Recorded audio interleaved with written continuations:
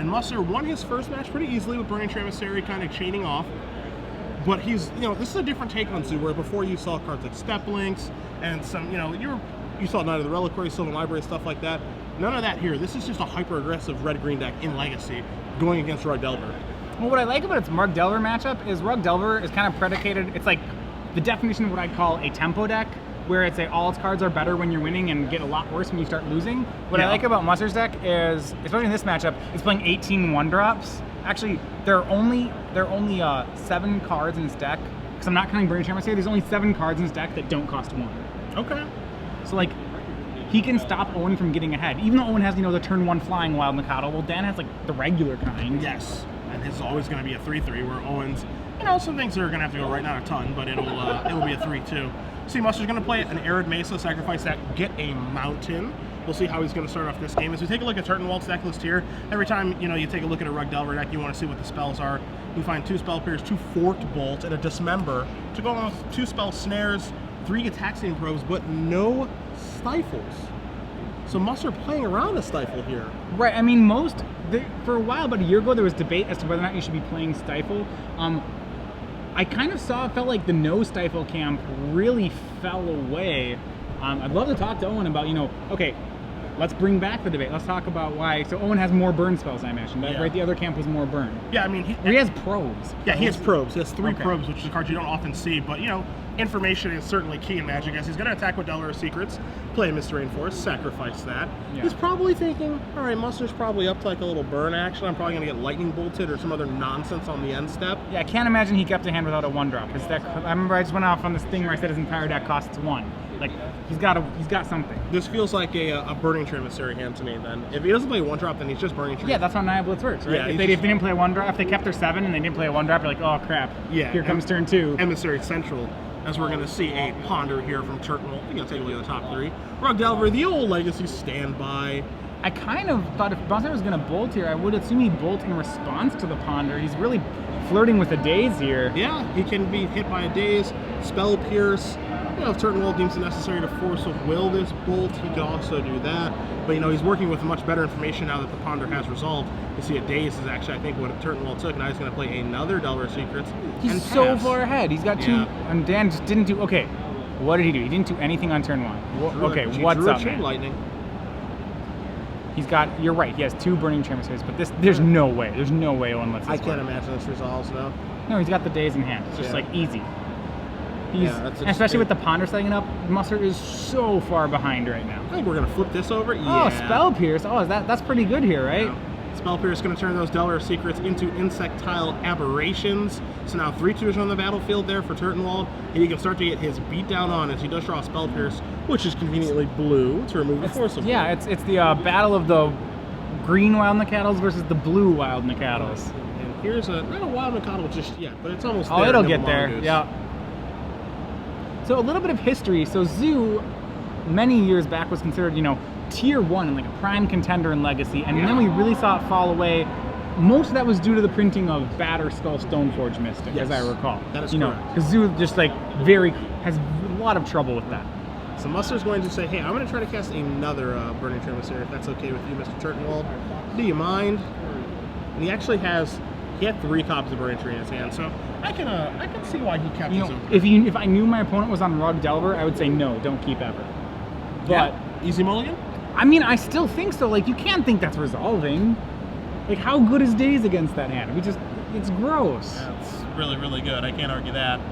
Is he Force of Will going to remove Force of Will? Right, and then now he just gets another Time Walk. He keeps trying to play Grizzly Bears. And now here's a Grim Lavamancer. We know that Turtenwald has Spell Pierce in his hand, so he can't cast a Chain Lightning, as Turtenwald would just counter that. So you see Turtenwald's hand right now. He just drew. Looks like a Chain Lightning. Yeah, it looks like either a Chain Lightning or a Lightning Bolt. One of the 2, and he has a Spell Pierce in his hand. Certainly a red card. Man, he almost... Boy, if he had another way to get another card in the graveyard, he could swing Musser really low. I think Owen's contemplating whether or not that Chain Lightning goes at the Lavamancer or at Musser's face. Yeah. All right, he's going to turn them all sideways. Here we go. All right, 3, 6, 7 let's see if he trades it with the Mongoose. Oh, no? Okay, all right. Turtenwald going to cast Lightning Bolt. It's just an ugly Lightning Bolt, not a Chain Lightning. Easy to be confused. I understand. It's white bordered. I like white bordered cards. Musser He's got Chastadraw's Pyroclasm, which is not really in his deck. He has,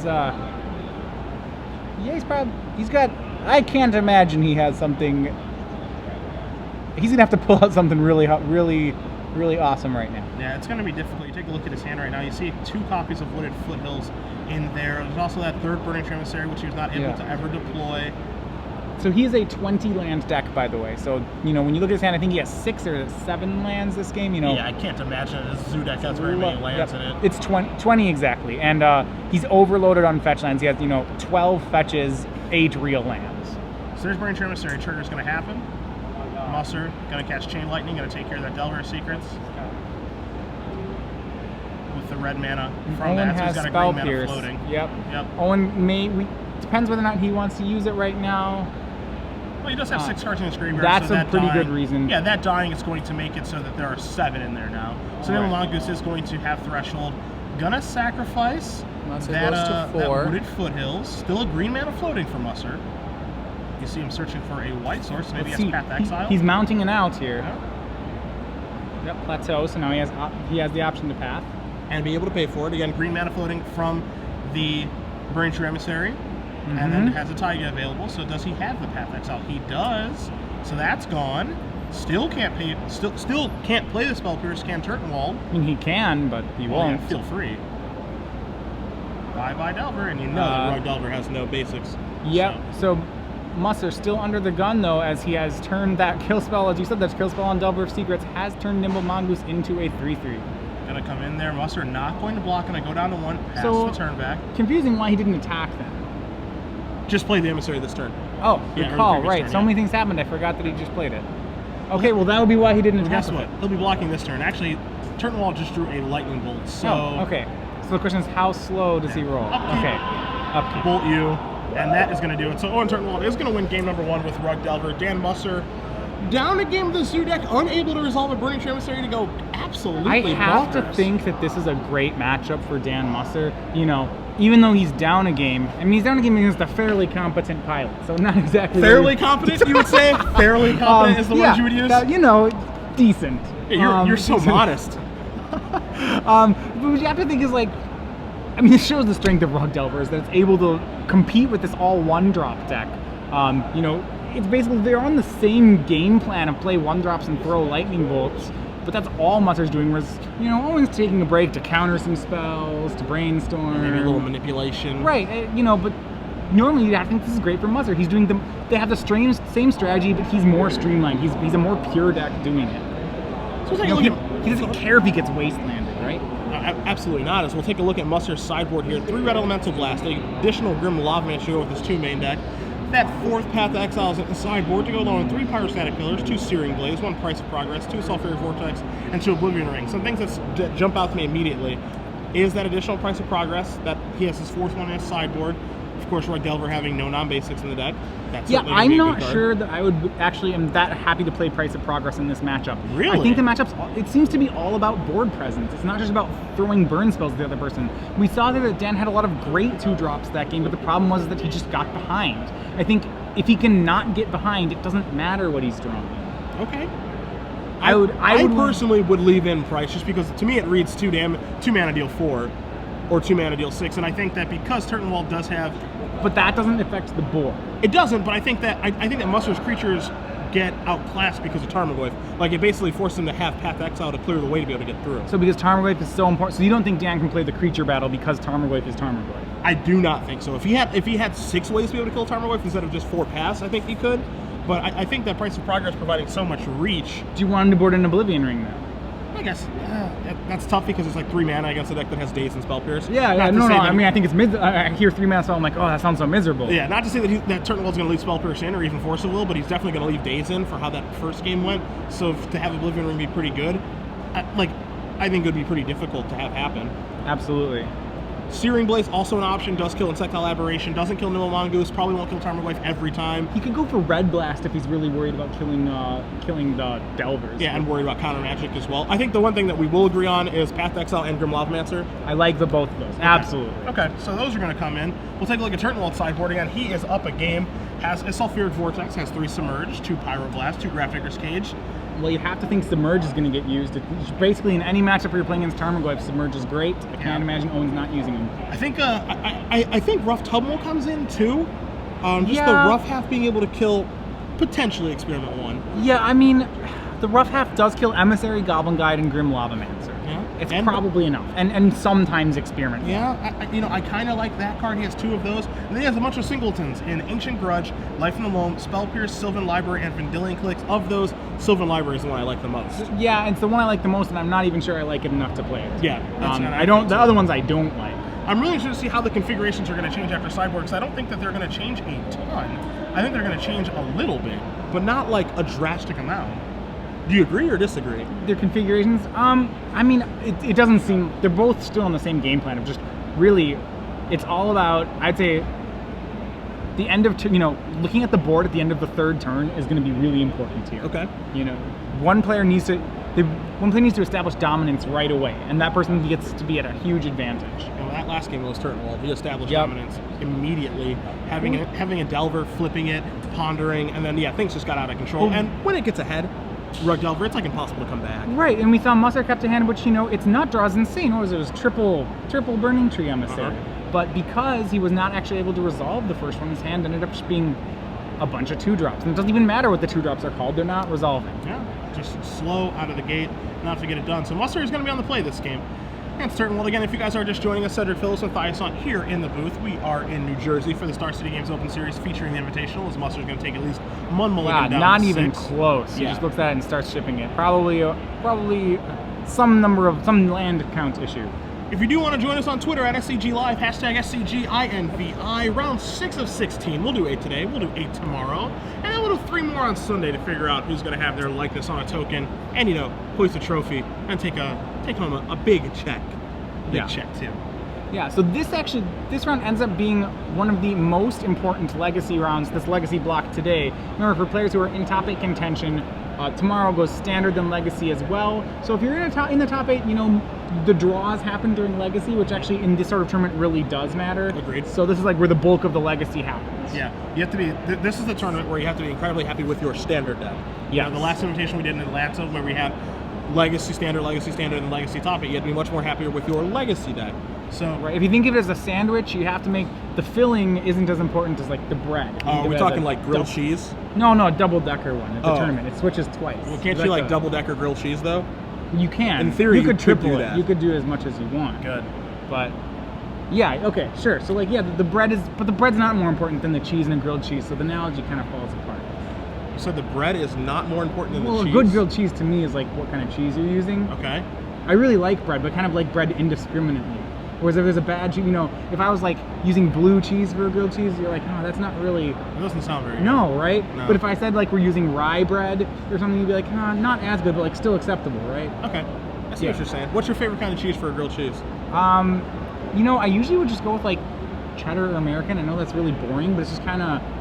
It's kind of boring. That's just the natural... It just seems like the natural way of a grilled cheese. You seem like a Kraft Singles kind of guy. Oh, no. That's... No. Excuse me. I didn't mean to offend you. No, that's fine. They're... Yeah.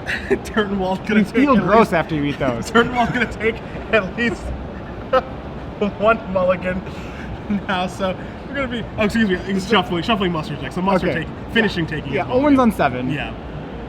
And Musser's down to 5. Oh boy. Well, he can, because he's on the play. He can still make a go of it. Yeah, absolutely he can, and he's certainly gonna try to right now. You'll see him taking a look at Windswept Heath and Friends 1, 2, 3. Turtenwald gonna take a look. He's happy. 2, 3, 4. All right, there's a Curdy. And is that 3 lands in Musser's hand? I think it is. That's gross. He's gonna have to draw really well. Maybe Turtenwald doesn't have like a lightning bolt or something. Yeah, a lightning bolt would be really bad news right now. I mean, obviously, Dan would be left with lands. This is really a check. Okay, so now, Owen, let's just see what happens. Let me see how bad your hand is. Face up. Whoa. Okay. So, for those of you wondering, that's a Windswept Heath, a Savannah, and a Taiga. Those are lands. That's a Curdy. That's one of those situations where it's like, I almost want to be like, I'm going to scoop in response to the pro. But just get out of here. Well, if it was game, I don't want to let you know what happened here. Hey, you know what? That's why you draw a card every turn in Magic. Every turn. Anything can happen. Here's a Volcanic Island from Turtenwald. He's going to search out with the Misty. Going to go down to 17, 2 damage from that Probe. Probe, an interesting inclusion in this deck, making your deck a little bit thinner, making it so that you're working with better information. And now there's Delver Secrets for Turtenwald. Musser draws another land. Just right on. Okay. It's always demoralizing when your 20 land deck just mana floods. It's like the most frustrating thing ever. Yeah, well, I mean, he's got Owen on the 10-turn clock. Actually, 9 turns. Owen helped him out. Maybe even 8 Yeah, if he cracks another fetch. Owen or Force of Will's the spell that Dan hasn't drawn yet. Yeah. But, so what can Dan do with extra lands? Not too much. He can... Owen plays Chain Lightnings, right? He has Fort Bolts, no Chain Lightnings this go around. He has 4 Lightning Bolts and 2 Fort Bolts. Well, if Dan leaves up... Yeah, Dan doesn't have much to do with extra lands. What he can do is that if he has triple red up, then Owen won't be able to Chain Lightning back, which is like the use of your 3rd land. Outside of that, there's not too many uses that Dan has for extra lands. So Turtenwald come across with Insight Collaboration and then cast the incredibly fair Brainstorm to start his 2nd main phase. Well, normally Wasteland would be really good against a Mull to 5, but Owen is aware that not so much. It looks like he's just putting the Wasteland back. Yeah, doesn't even need it. I'm going to see him resolve that Brainstorm, puts 2 cards back, see what land he's going to play. You see a Scalding Tarn in his hand, don't know if he has another. So he's just going to shuffle away with the Tarn, make it a perfect Brainstorm. Search out probably a tropical island, so now he does have his green mana for Tarmogoyf and Nibble Mongoose. And we'll probably see another Delver of Secrets, which he does have. Yeah, Owen's going to probably play this game very conservatively. Remember, the way that he can lose to this is if he gets too cavalier with his own life total. Yep. As long as he just, as long as he just pays extra attention to his own life points, he should be fine. Musser draws a Experiment 1 for the turn. Good card in the deck, not a good hand for it. No, not at all. So here comes Kurdaith. Turtenwald, no blocks, going to go down at 12. Musser going to play that Savannah. Going to play an Experiment 1. Ask if that resolves is that smile. good? And pass the turn back. I mean, he can start... To be fair, Dan does have some potential. He could start running Lightning Bolts or Rites of Progresses, possibly.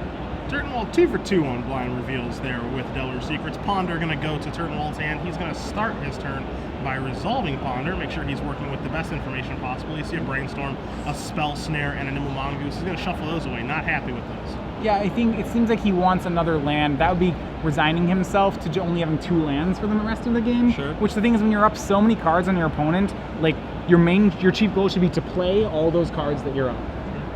Draws a mystery card, adds that to his hand. Doesn't even take much of a look at it.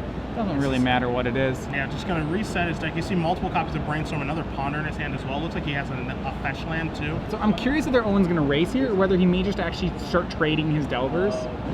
Which I know that sounds really weird. Like, why would you do that? Like I was saying before, Owen can afford to play very conservatively. I doubt he's going to trade both of them. And he probably won't trade either of them. But we could see him play this more conservatively than you might be used to seeing a Rug Delver deck play. I could see a Singleton trade. It wouldn't surprise me all that much. Here comes the Delvers, however. They're going to get in for 6. Musser going to go down to 10. Turtenwald going to play a Fort Bolt. Sure. Going to put Musser down to 9 now, which with 2 attacks on a Lightning Bolt is going to finish this game off.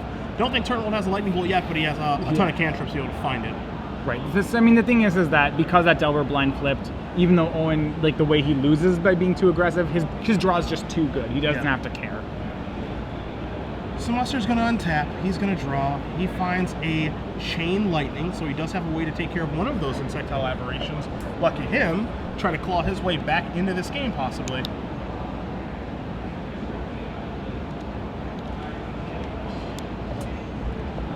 Let me see.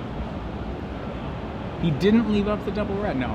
He Chain Lightnings away one of the Insectile Aberrations, but as we know, that's his only spell. There's a Taiga. Turtenwald knows about that, and he's going to pass the turn back after that attack with the Kurdaith. Owen draws a card, draws a Misty Rain Forest. Yep, it's a fetch land. He does have the Brainstorm to go with it, so he can kind of on demand find what he needs to find. That said, I don't think he's done planning out threats yet. So Ponder's going to draw a Tarmogoyf, a Nimble Mongoose, and a Mystery card. You can get a great look at that last one, but he's going to put that putting it away. The back. Mystery card's no good. It'll remain a mystery. No interest. Drawing 2 creatures is pretty pretty excellent for Owen, though. Especially the nimble mongoose is very good here. Agreed. Turtenwald, again, he needs to be a little bit careful. As you said, if he gets too cavalier, he could lose to something absurd like back-to-back price of progress from Musser. You know, something can happen where he can lose this game. Right, so I was saying the only way he loses is by, I mean, there's a classic story, I think, which Conley Woods had in a game where he was, I think it was on a multiply, and he cracked a bunch of fetch lands into shock lands and actually ended up losing a game to it. That is correct. Right, and so like, it's obviously not the same situation because in Legacy there's no shock lands. Yeah. But a similar thing where you're like, okay, how's Owen going to lose this game? You have to, worst case scenario would be by over-cracking for mana. I agree. So here is a Nimble Mongoose and a Delver of Secrets. Turtenwald going to pass back. Musser going to draw his card for the turn. No attack here most likely. Probably just going to hold steady. Hopefully he draws, running burn spells or something of that nature. His first one, the first draw stuff here needed to be a burn spell to give himself the opportunity to win. Well, remember, if that Delver flips, and I believe it's set up so that it will, then Owen has a lethal swing next. He has a lethal swing next. Yeah, I think Turtenwald is holding a Brainstorm in his hand so that he can set up his Delver because he did shuffle via fetch land to be able to play the Delver. So it is right now it is blind. Well, does he have another? He has another instant in his hand, right? Yeah, if he has a Brainstorm in his hand, yeah. So he's going to cast Brainstorm. I think he has another instant in his hand. So it can't miss. Yeah. 2 and 3. I think he hit 3 lands. He did hit 3 lands, and actually he might not have another instant in his hand. So hold on just a minute here. I'm just kidding. All right, so just kidding. This is a lethal swing. Yeah.